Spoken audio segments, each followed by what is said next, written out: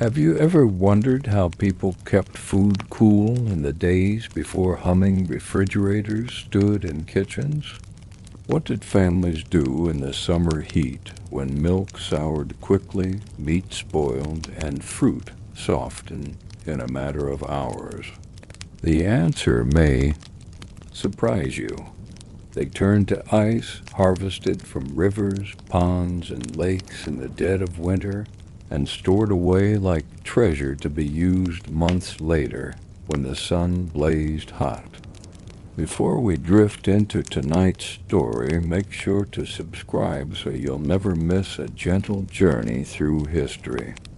But why was ice so important? Because it solved one of the oldest struggles: how to preserve food. Without cold, milk spoiled in a day, butter melted in warm kitchens, and fresh fish or meat could not last long enough to travel far. Did people see ice as luxury? At first, yes. Imagine being handed a chilled drink on a July afternoon when everyone else drank only lukewarm water. But did it remain rare? Not for long. By the 19th century in both America and Europe, ice had become an everyday necessity, filling homes, inns, and marketplaces. How was ice treated before machines could make it? It was seen as something precious, almost invisible until needed. People could not create it at will in summer, so they learned to capture it in winter when ponds and rivers froze solid. Did they know it would last? They discovered that with careful storage, insulated with sawdust or straw, blocks of ice could survive months. To them, this was nothing short of remarkable. Nature's cold, preserved and carried into the hottest weeks of the year.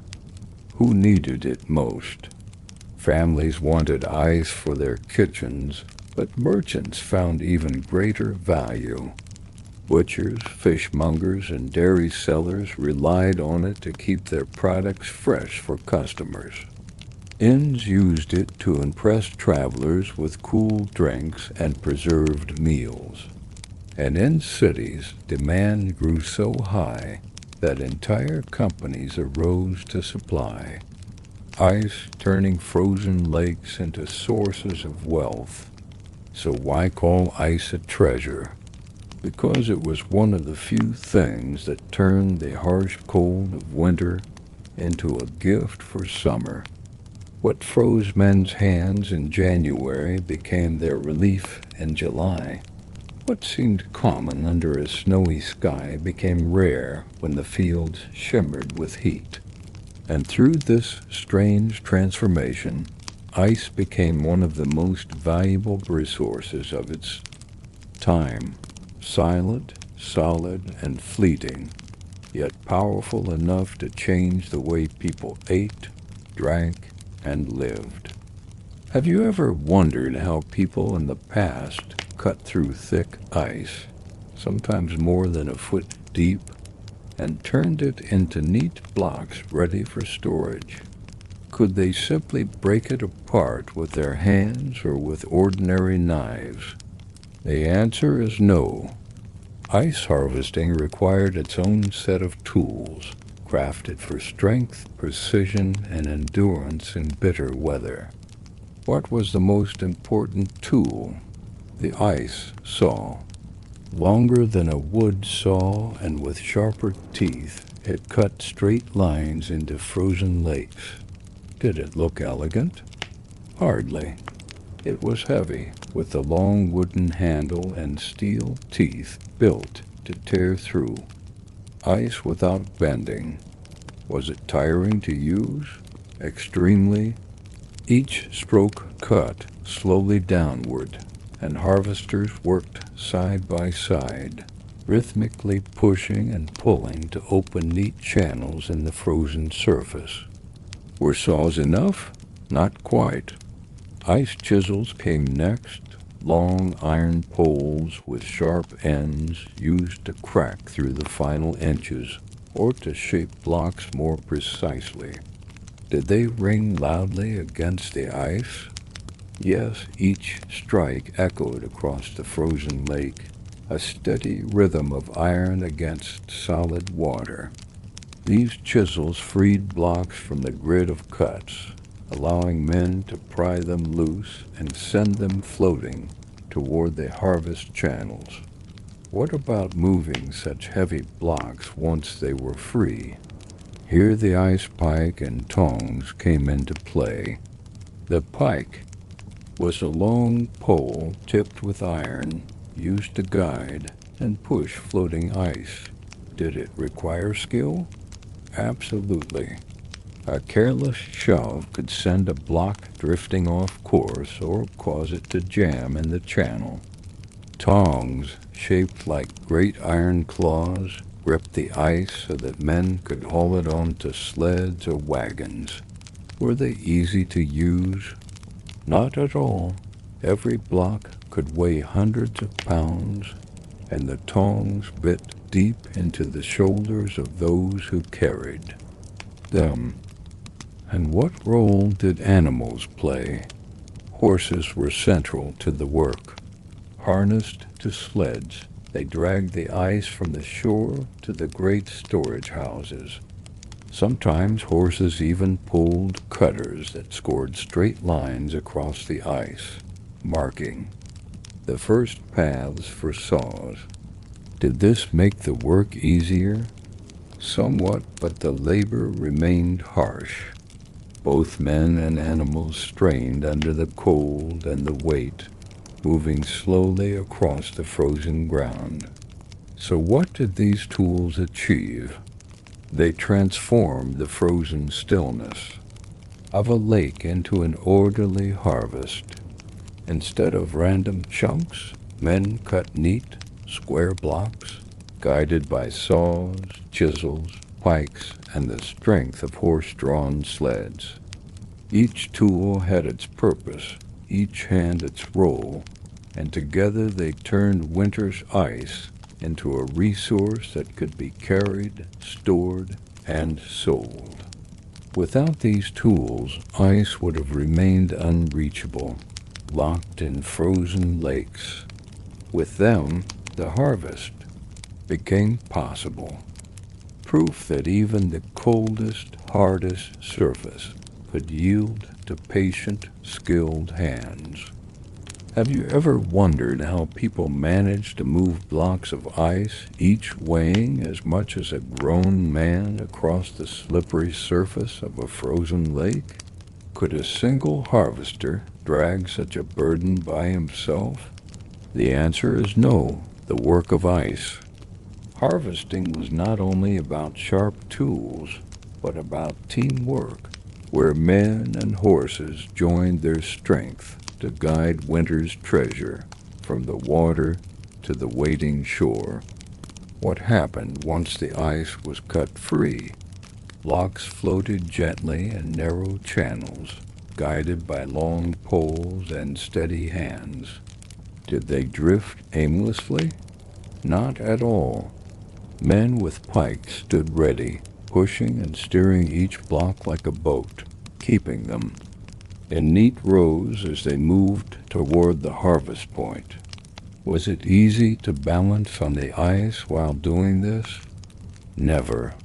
Each step carried the risk of slipping, yet the men worked with practiced rhythm, boots crunching against the frozen surface as they pressed their poles firmly into place. How were the blocks lifted?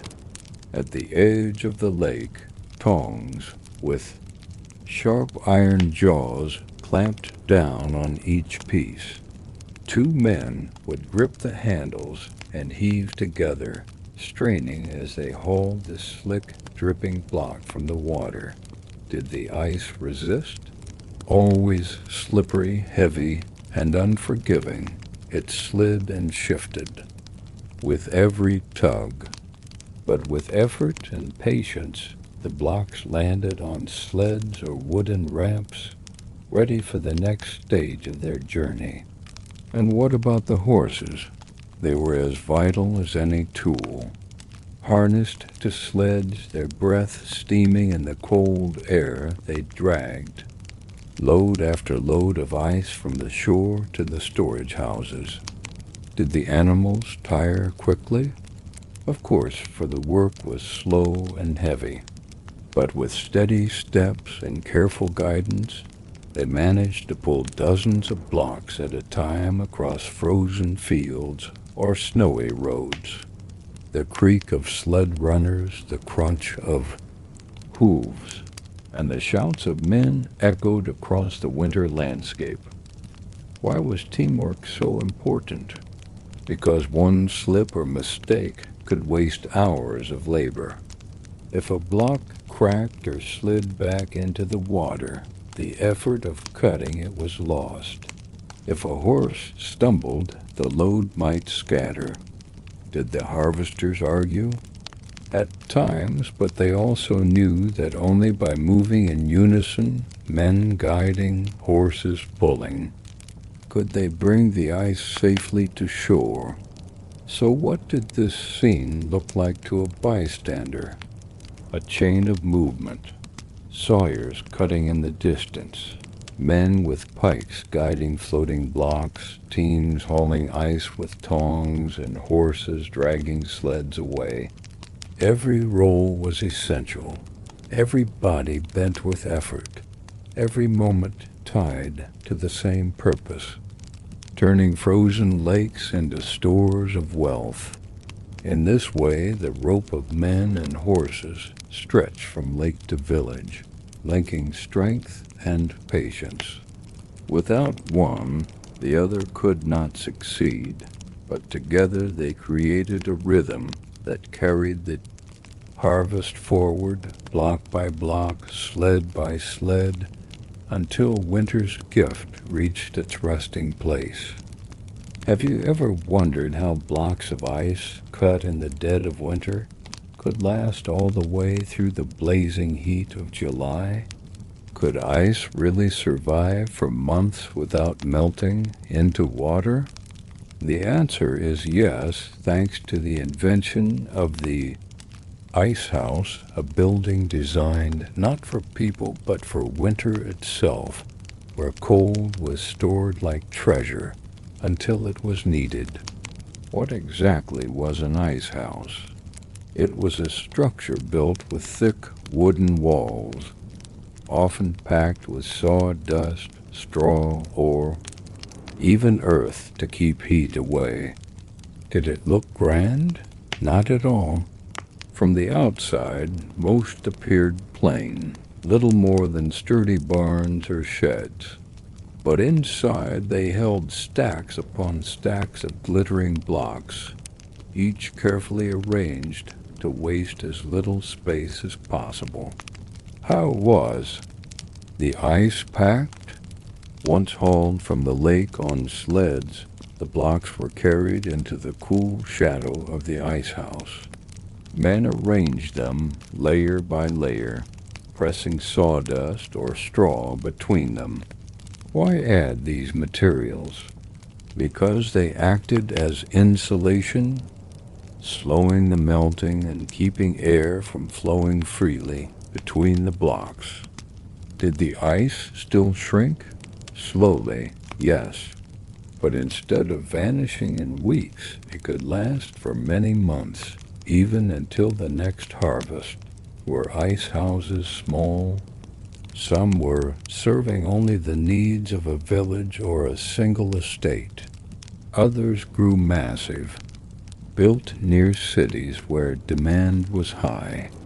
In America and Europe, large ice houses became landmarks, silent storehouses that seemed almost magical in their purpose.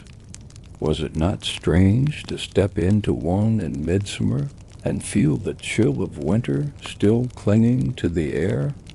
To those who experienced it, it was a marvel. Did everyone have access to an ice house? Not always. Wealthier families or merchants often. owned their own, while ordinary villagers relied on deliveries from larger stores.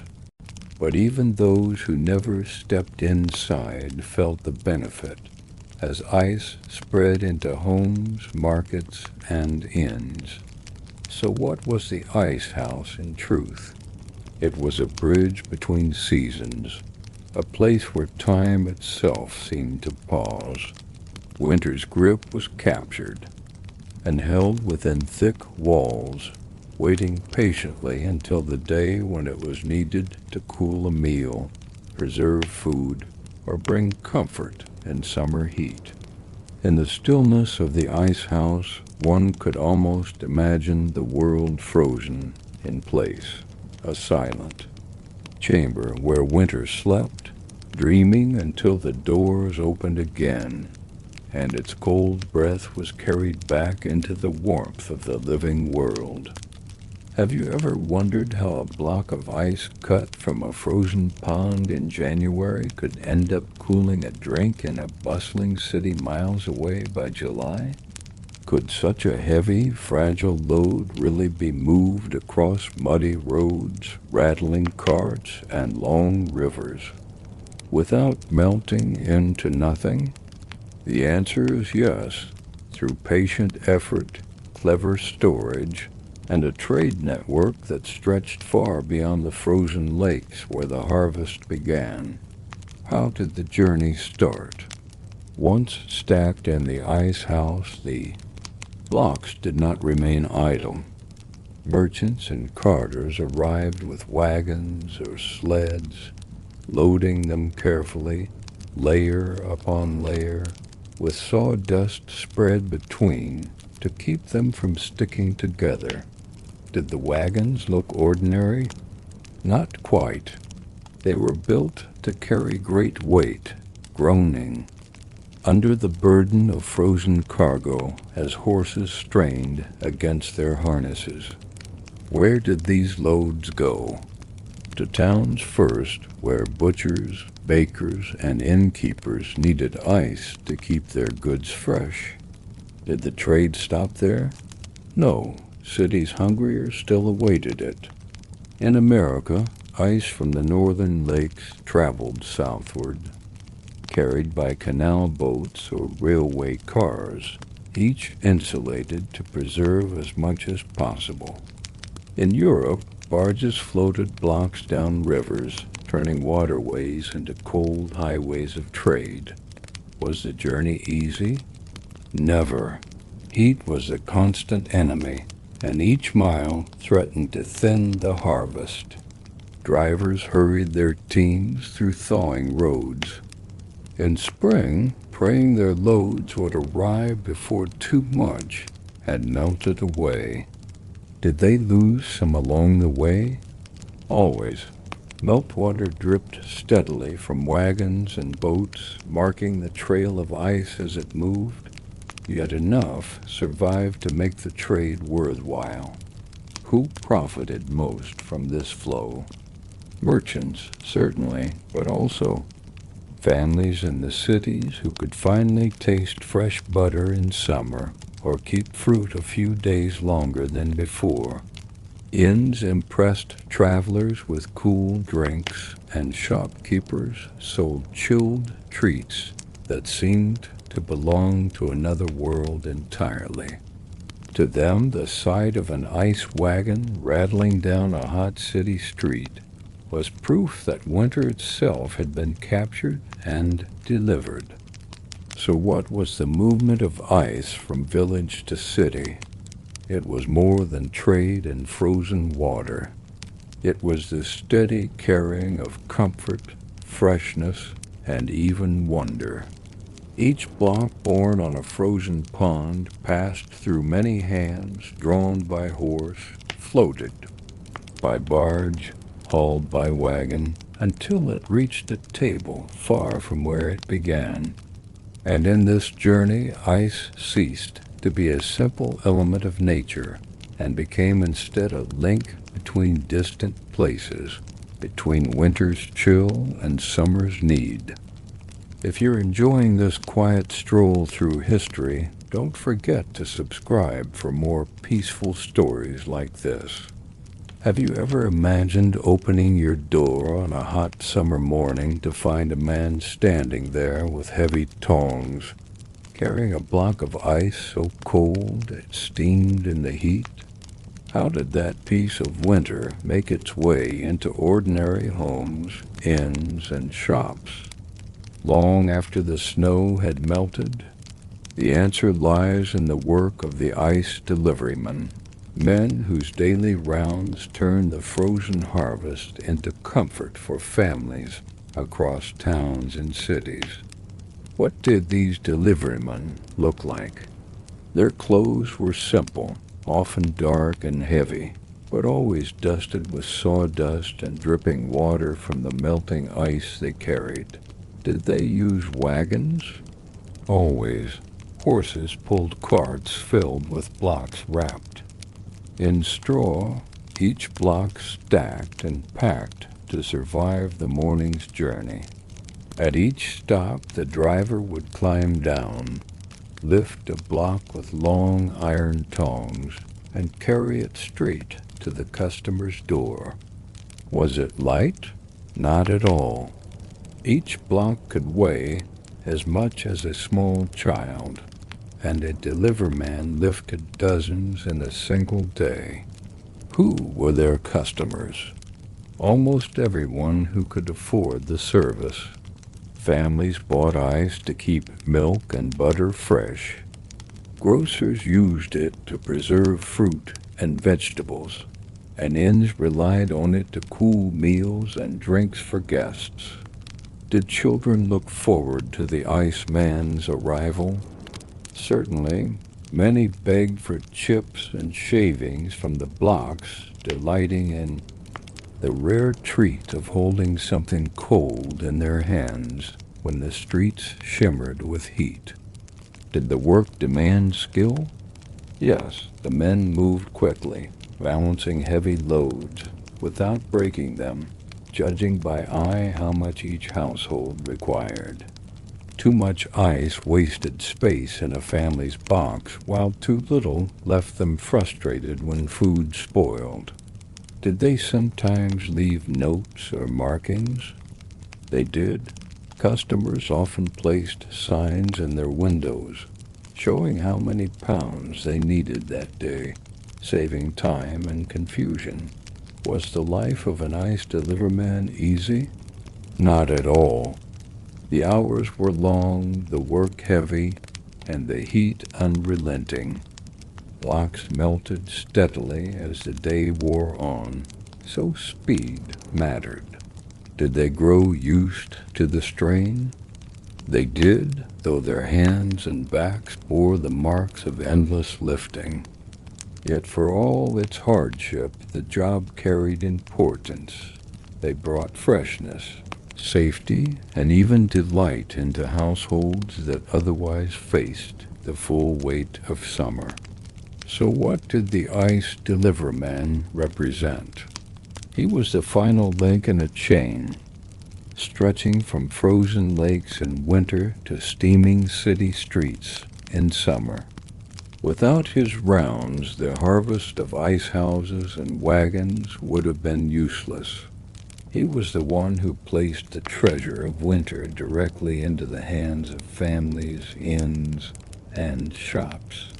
And though his work was often taken for granted, he was, in truth, a carrier of comfort, a bringer of coolness, and a silent figure who helped turn the impossible frozen water in summer into everyday life.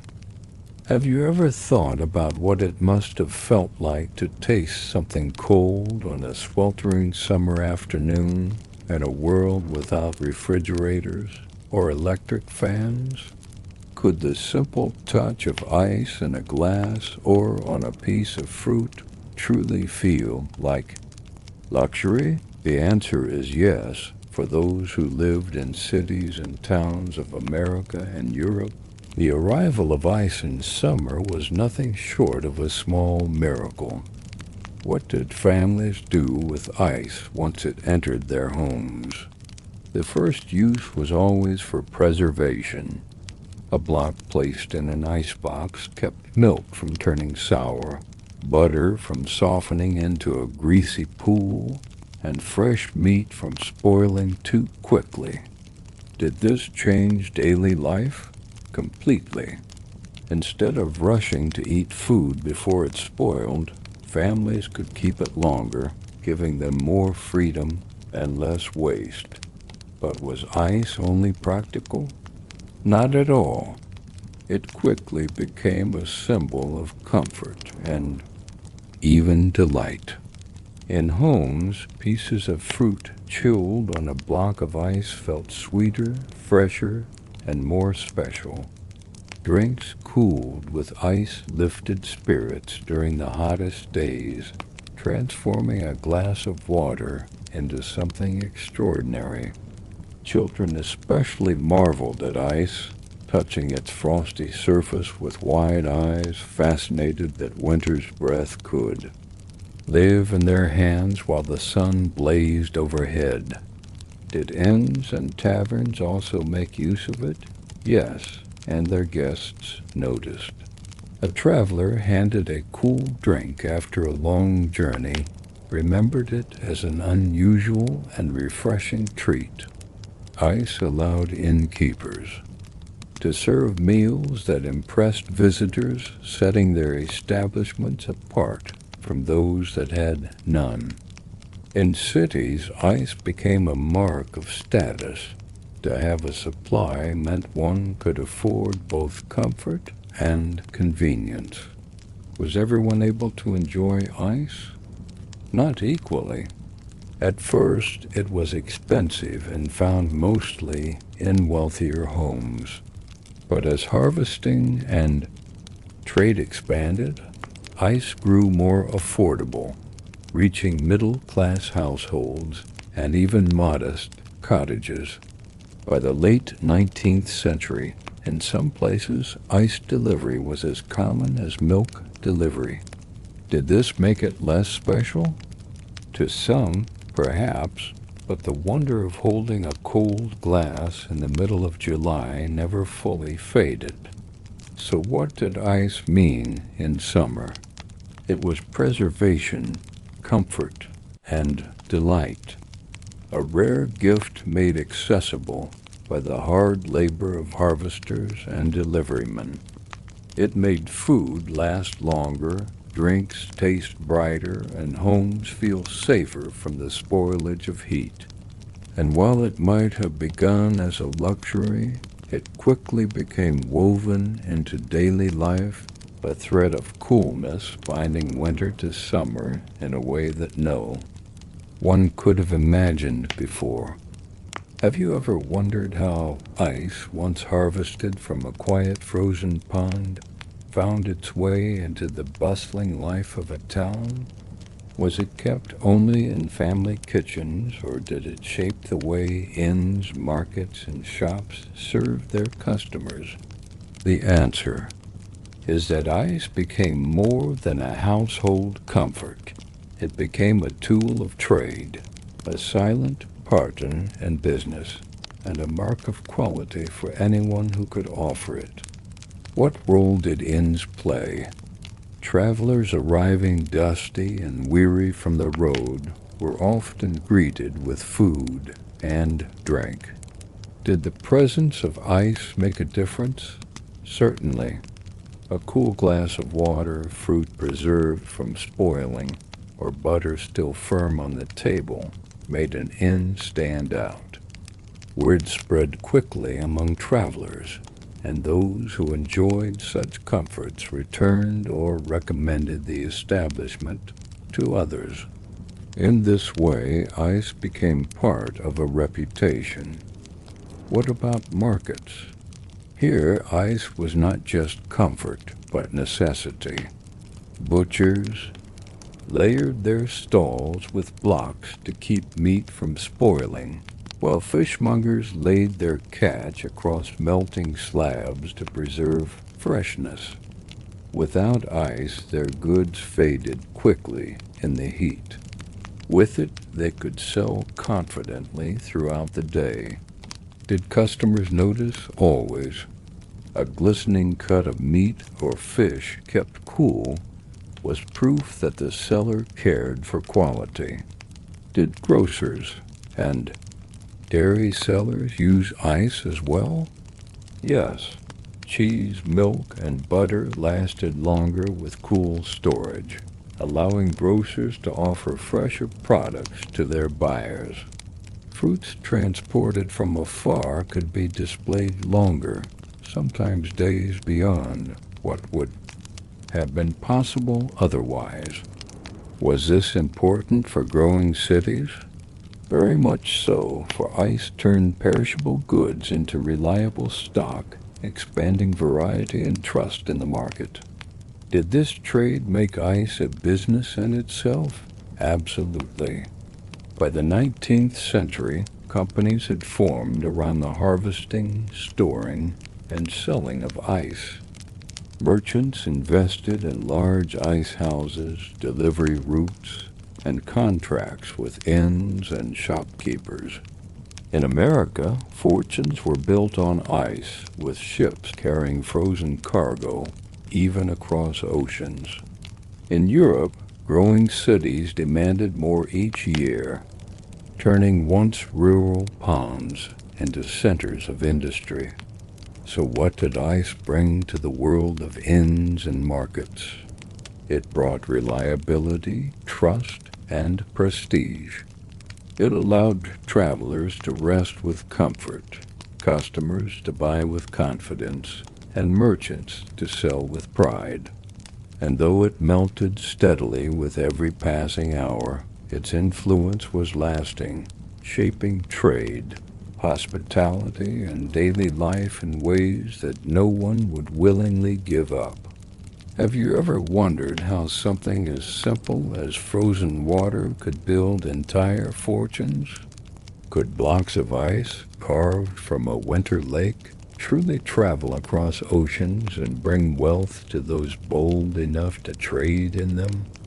The answer is yes, for in the 19th century, merchants in America and Europe turned ice into an international business, carrying winter's chill to lands that had never known such luxury. Who first saw the opportunity? In America, merchants in New England discovered that their frozen lakes and ponds held not just cold, but profit. Did they dare to sell ice beyond their own towns? They did, and soon blocks were packed tightly in sawdust, loaded onto ships, and sent to southern states, to the Caribbean, even across the Atlantic. Did the ice survive? To many people's surprise, yes. Carefully packed, much of it reached its destination intact. What happened when ice arrived in warmer climates? It caused astonishment. Imagine opening a ship's hold in a tropical port and finding glittering blocks of ice where no frost ever touched the ground. People marveled at it, paid dearly for it, and spread stories of the miracle of cold arriving by sea. Did this create a steady demand? Immediately. From cooling drinks to preserving imported foods, ice became a symbol of refinement and progress. How did merchants grow rich from it? By scaling the trade. Larger ice houses were built near lakes. Docks were constructed to load ships more quickly, and whole fleets carried winter cargo southward.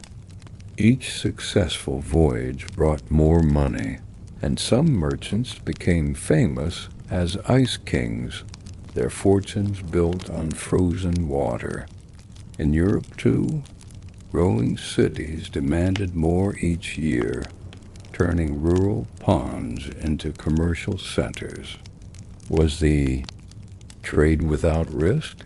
Not at all. Warm winters sometimes produced thin ice, disappointing harvests, and losses for merchants. Ships could be delayed, and every extra day meant more melting. Did merchants abandon the business when this happened? No, for the profits in good years outweighed the failures. They gambled with nature, and often nature rewarded them with wealth. So what did the ice trade reveal? That something ordinary could become extraordinary when carried beyond its natural borders. Ice was just frozen water, yet in the right hands, it became a global commodity. Merchants, with their daring and organization, transformed quiet lakes into sources of wealth and reshaped the way distant communities thought about food, drink, and comfort. And in this, ice proved that even the most fleeting thing, winter's chill, could be captured, carried, and sold, turning cold into coin and frost into fortune. Have you ever thought about the hidden dangers that came with harvesting ice? At first glance, the work might seem steady, even peaceful. Men cutting neat lines into frozen lakes under a pale winter sky. But was it truly safe? The answer is no. Beneath the combed surface lay risks that tested every worker's strength, balance, and endurance. What was the greatest danger? Thin ice. Harvesters ventured far out onto frozen lakes where the thickness was not always certain. Did they test it? Yes, with poles and drills, but even then, cracks sometimes spread without warning. A man could plunge into freezing water in an instant. Could he survive? Rarely for long. The cold numbed the body so quickly that rescue was often difficult. Were there other risks? Many. Ice saws were heavy, with sharp teeth that could wound careless hands. Chisels struck with force could slip and cut, and tongs gripped with such strength that a misstep could pinch flesh or bruise shoulders. Did accidents happen? Often. The work was hurried, the tools unforgiving, and the cold left men clumsy at times. What about the ice blocks themselves? Each weighed hundreds of pounds. As they were pried free, they shifted suddenly, pinching legs or knocking men off balance. On shore, sleds groaned with weight, and if a horse stumbled, a pile of ice could tumble down, crushing anything in its path. Was it exhausting to move block after block? Absolutely. Men strained their backs, blistered their hands, and wore themselves out long before the day was done. Was the weather a danger too? Bitter winds swept across open lakes, burning faces, and stiffening fingers. Frostbite was common, and long hours outdoors left men weak and weary. Fires were sometimes lit on the shore to give brief warmth, but most returned to their tools with bodies still aching from the cold. So why did they, chauffeurs endure such risk? Because the harvest mattered. Towns depended on it, merchants profited from it, and families relied on it to keep food safe in summer. Did the men complain? Surely, but they also took pride in their endurance. To bring ice from a lake to an ice house was to wrestle directly with winter itself, and every block safely stored was proof of their skill and courage. So what did the dangers of ice harvesting teach? that even the simplest resource, frozen water, demanded respect. It was not gathered without cost. Behind every block stacked in a cellar or delivered to a household stood the risk of broken ice, freezing water, heavy loads, and endless strain. The harvest was as dangerous as it was necessary, and it shaped the lives of those who dared to walk out upon the frozen lakes to claim it. Have you ever wondered how the work of ice harvesters fit into the great turning of the year? Was it only a winter task, or did the effort stretch into spring and summer as well? The truth is that ice harvesting was never just a single season's labor. It was a cycle timed carefully to the patterns of nature, binding winter's chill to summer's heat. Through patience and planning. When did the work begin? Always in the heart of winter, when lakes and rivers lay frozen thick. Did the men rush out too early? They could not, for ice that was too thin would never support heavy blocks.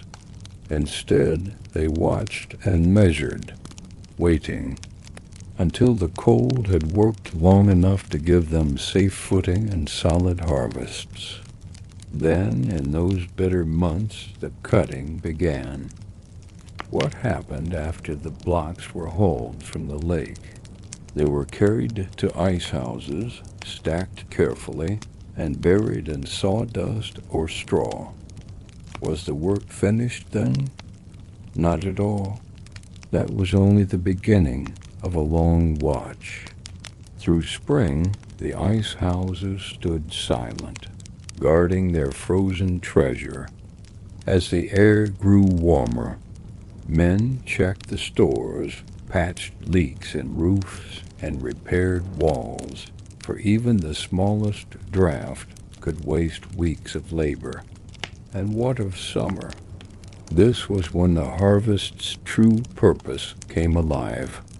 Delivery wagons rattled down city streets, their loads dripping steadily as they carried winter into kitchens, markets, and inns. Did the deliverymen work as hard as the harvesters? In their own way, yes. The labor was different, but no less constant.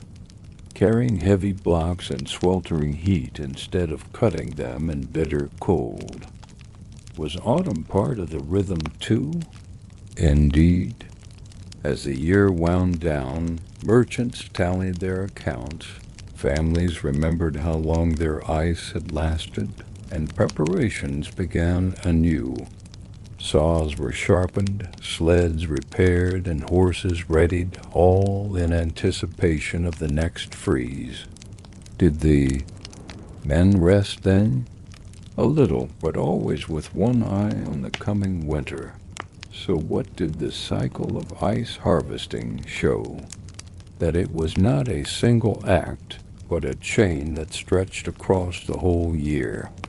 Winter brought the cutting, spring brought the storing, summer brought the delivery, and autumn brought the preparation. Each season carried its task, and together they formed a rhythm that shaped the trade. In this way, ice became more than frozen water. It became a measure of time itself, linking the harshest days of frost to the warmest nights of summer. And for the harvesters, the cycle repeated year after year, as sure as the turning of the seasons, and as steady as the tools they carried to the frozen lakes. Have you ever wondered what an ordinary day looked like for the men who harvested ice?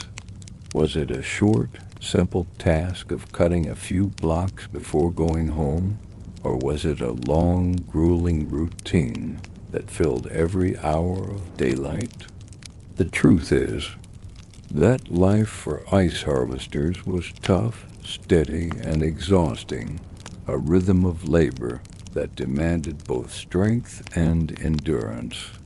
When did their day begin? Before the sun was high, often while frost still glittered across the fields. Did they eat? A warm meal before setting out? Yes, for they needed the strength to face hours in biting wind.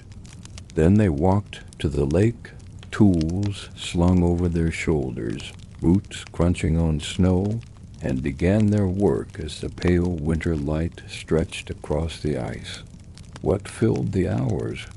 First came marking the surface, cutting neat lines that would guide the saws. Then came the slow rhythm of sawing itself, long strokes up and down, biting into the ice inch by inch. Did the men talk much during this? Only in short bursts. Most saved their breath for the steady motion of their arms and legs, each swing of the saw a test of stamina. What about midday? By then the men were sore and chilled to the bone, but the work did not pause. Horses hauled sleds, men with pikes, guided floating blocks, and teams with tongs hauled dripping slabs onto shore. Did they rest often? Rarely. A quick bite of food eaten with numb fingers, perhaps a moment by a fire on the bank, then back to the endless rhythm of lifting and dragging. Was the work varied somewhat? One man might spend his day sawing, another steering blocks, another hauling with tongs, and another driving horses. But no task was easy. Every role demanded strength, balance, and constant attention. Did fatigue show? Of course. Shoulders stooped, hands blistered, and eyes stung from the bright glare of sun on ice. And how did the day end? Often in the fading light, with the men trudging home wet, sore, and weary. Their clothes carried the damp chill of melting ice, and their boots were heavy with slush. Did they collapse into rest quickly? Yes, for another day of the same work waited when the sun rose again. So what was daily life for the ice harvesters? It was repetition, hardship, and endurance. Not glorious, not comfortable, but essential. They rose with the cold, labored through the day, and returned with bodies aching, knowing that without their effort, cities and villages would face summer without the gift of winter's chill. And though their work left no grand monuments, it left something just as vital, the memory of days spent bending human will against the frozen surface of lakes, block by block, until the harvest was complete. Let's pause for just a moment, and if you haven't already, subscribe to join us for more calm stories. Have you ever wondered how doctors and healers cared for the sick in an age before modern machines? How did they cool a fever, numb pain, or keep delicate supplies from spoiling in warm weather?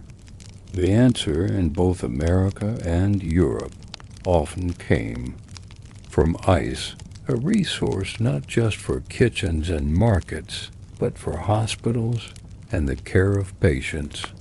Why was ice important for the sick? Because it brought relief where little else could. A block of ice pressed to a fevered brow lowered heat, even if only for a short while. Crushed ice given in water eased the thirst of those who could not swallow easily. Did this seem like a luxury? At first, yes, but soon it became a necessity as doctors learned how much comfort and safety ice could provide. How did hospitals use it? In many ways. Bedside saw bowls of ice kept close to cool compresses.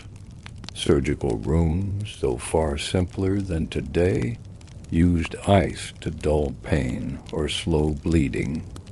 Storage rooms held blocks that preserved medicines or delicate food meant for the weakest patients. Was ice always available? Not always. In smaller towns it was rare, but in cities with steady deliveries, hospitals came to rely on it. Did ordinary families also use ice for health? Certainly. Parents cooled children's fevers with cloths dipped in icy water. Travelers carried small chunks when possible, believing in their healing touch. And apothecaries sometimes sold ice in small quantities, not for luxury, but for care. Was the work of the harvesters and deliverymen felt here too? Deeply? The men who cut blocks on frozen lakes might never know that their labor eased the pain of someone sick in a distant hospital, but it did. Their sweat in winter became another person's relief in summer. Did this give their work a special weight? Quietly, yes. For ice was not only a trade of comfort, but of life itself. So what was the role of ice in medicine? It was the simplest form of aid, born of winter and delivered to those who needed care most. It cooled, it preserved, it soothed, and it reminded people that even in the hardest season, nature's gift could bring healing. And though doctors lacked many tools we take for granted today, they found in ice a quiet ally, fleeting, melting, but powerful enough to bring comfort when it was most needed. Have you ever wondered how far the blocks of ice from a frozen lake could travel? Could they serve only a nearby town? Or did the trade stretch across entire countries and even oceans? The answer is that by the 19th century, the ice trade had grown so vast that winter's chill from one region was felt in homes, inns, and hospitals thousands of miles away. Where did it begin? In places where winter struck hardest. New England and America and northern Europe, where lakes froze thick and steady. Did harvesters there know at first how far their product could go? Not at all. At first, ice was for local use, stacked in barns or cellars. But soon merchants realized its potential, and the trade expanded with astonishing speed. How far did American ice travel? Surprisingly far. From the lakes of New England, ships carried blocks south to cities like New York and Philadelphia, then farther still to the Caribbean, where ice was treasured like gold. Did it survive the voyage? Packed in sawdust and carefully stored, much of it did. By mid-century, American ice was even reaching ports in South America, India, and beyond, a feat that amazed those who had never seen frozen water before. And what about Europe? There, too, demand grew. Cities like London and Paris, swelling with people, required reliable food storage and comforts in summer. Ice was shipped along rivers and canals, spreading from northern lakes to southern markets. Did it change daily life? Absolutely. From fishmongers displaying fresher catch to families enjoying longer-lasting milk, ice quietly reshaped how people lived. Were fortunes made in this spread? Yes. Merchants invested in fleets, storage houses, and delivery networks, building empires. not from gold or silver, but from frozen water. Did the trade face challenges? Constantly. Warm winters brought thin harvests, long voyages wasted cargo, and competition drove down prices. Yet the demand never stopped, for once people grew used to ice, they could not imagine life without it. So what did the spread of the ice trade reveal? That something as simple as frozen water could connect continents.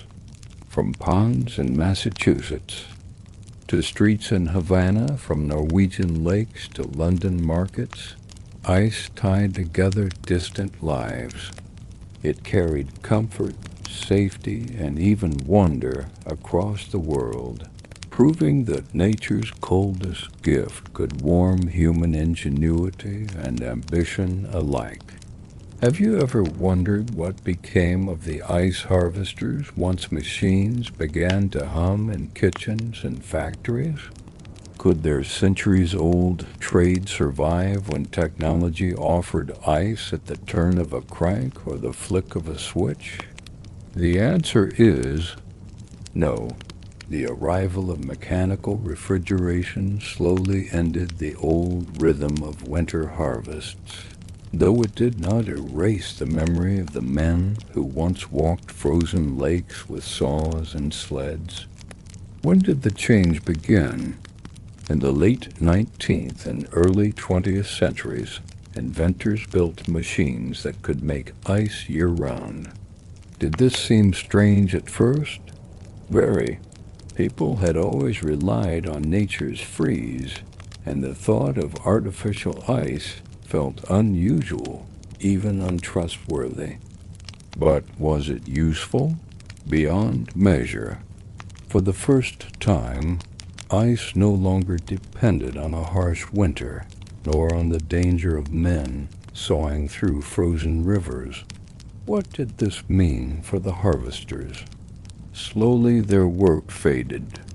Ice houses stood empty, wagons made fewer rounds, and merchants shifted to machines that could guarantee steady supplies, no matter the season.